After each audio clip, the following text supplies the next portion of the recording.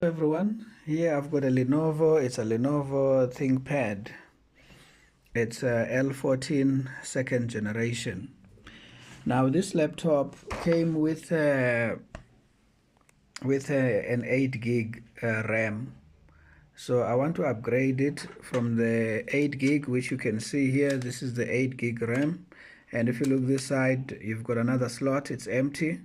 So I just purchased a Kingston 8 gig RAM. So I'm just gonna install it here underneath here, and then that's how I'm upgrading from an 8 gig RAM to a 16 gig RAM. So it's as simple as that. You just open here and then you insert here the additional RAM. Thank you.